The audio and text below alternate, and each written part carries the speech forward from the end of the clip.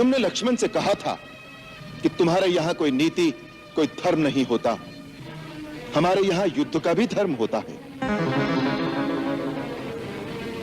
हम शस्त्रहीन और निहत्थे शत्रु पर कभी वार नहीं करते। यह है रघुवंशियों की वीरता। लंका नरेश, तुम इस समय शस्त्रहीन, सुरक्षाहीन और अपमानित अवस्था में केवल शत्रु की दया के कारण जीवित हो। इसी का नाम है दुर्दशा। कोई किसी की मृत्यु का कारण नहीं होता। काल स्वयं मृत्यु का कारण बना लेता है। कौन सी डाली ऐसी है जिस पर फूल खिला, फला और डाल से नहीं गिरा? कौन सी जीवन ज्योति ऐसी है जो प्रज्वलित हुई और बुझी नहीं? मैं, तुम, पृथ्वी पर जन्मा प्रत्येक जीव, सब एक दिन काल के गाल में चले जाएंगे।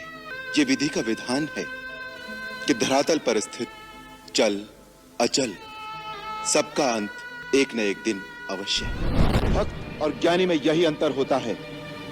भक्त अनपढ़ हो, मूर्ख हो, परंतु हृदय का सच्चा और मन का सरल होता है। परंतु ज्ञानी तुम जैसा दुष्ट भी हो सकता है।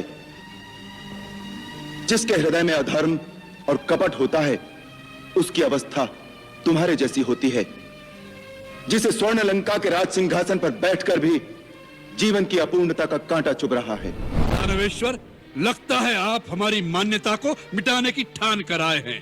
जिस अखिलेश्वर का अवतार मान आप हमें उसके सन्मुख झुकाने आए हैं, स्वयं उस साक्षात वैकुंठेश्वर विष्णु के सामने भी हम नहीं झुके। उसके सुदर्शन चक्र का प्रहार हमें तिल भर भी झुका नहीं सका, तो उसका अवतार हमारे लिए किस गिनती में है।